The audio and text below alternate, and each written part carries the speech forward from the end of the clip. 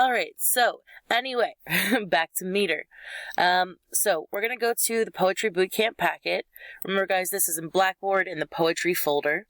Scroll down here to Fundamentals of Poetry. So just a quick recap.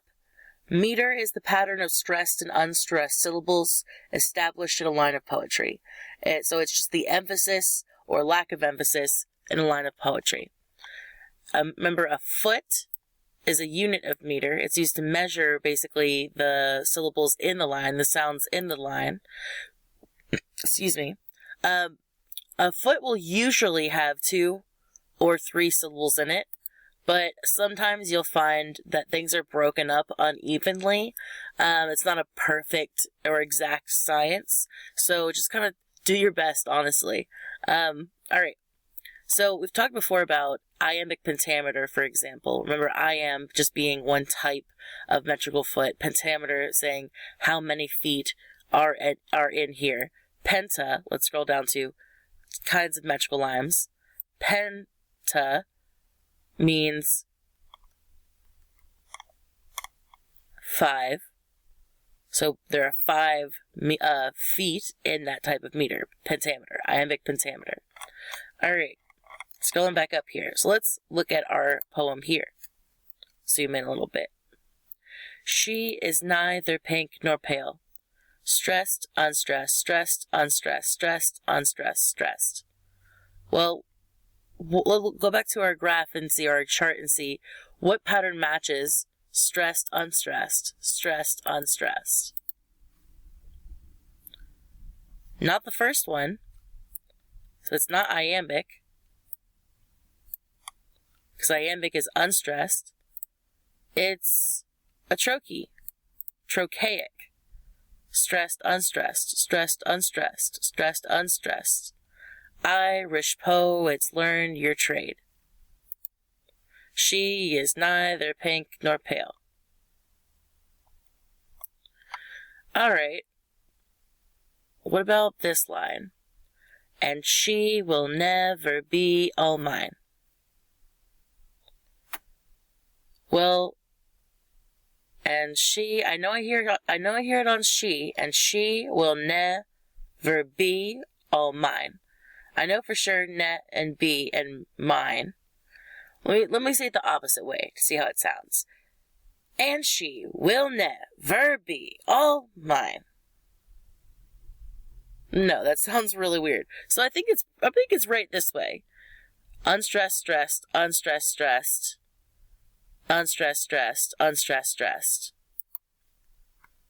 Unstressed, stressed, unstressed, stressed. Well, that's iambic. That's iambic right there. That's an iambic line. Let's look at the next line. She learned her hands in a fairy tale. Fairy tale. It's got 3 syllables there. She learned her hands in a fairy tale. Well, I hear learned. I hear it on hands. I hear it on fairy tale. Fairy tale. Fair and tale have a lot of emphasis. Let me say it the opposite way. She learned her hands in a fairy tale. That sounds kind of weird too. So this is one of those lines that I think is kind of tricky, as well as the one that I have highlighted down here. But I'm pretty sure she learned her hands in a fairy tale. I'm pretty sure that's the emphasis I'm hearing. So unstressed, stressed, unstressed, stressed. She learned her hands in a fairy tale. Unstressed, unstressed, stressed, unstressed, stressed. So let's see how that works out. Well, unstressed, stressed is iambic. Iambic, that's one iamb right there. Unstressed, stressed, that's one iamb right there. Unstressed, unstressed, stressed, unstressed, stressed. Is there any type of meter that matches that? Unstressed, unstressed, stressed. Let's see.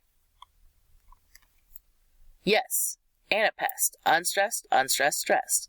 So that foot is anapestic. Iamb, right here, one iamb. one iamb, one anapest, and then it goes back to iambic. So it's not so much that the lines have to conform to a certain meter, although some forms of poetry do require certain type of meter. But this is more so just an evaluation of the rhythm and to see if patterns do emerge. So I think if we found any other lines that have this 3-syllable here, she learned her hands in a fairy tale, da da da da da da da da da, I think that would probably fall in the same type of meter. Alright. So basically you would continue through the rest of the poem, just analyzing in that fashion, trying to determine what is the meter of each line. How is sound being used in this poem? Sometimes people do rely on rhyming. Sometimes people do rely on harsh and soft sounds. Other times poets might just write in a much more prose style, where they're not really worrying so much about sound. It might just be happening sort of accidentally, or at least less deliberately.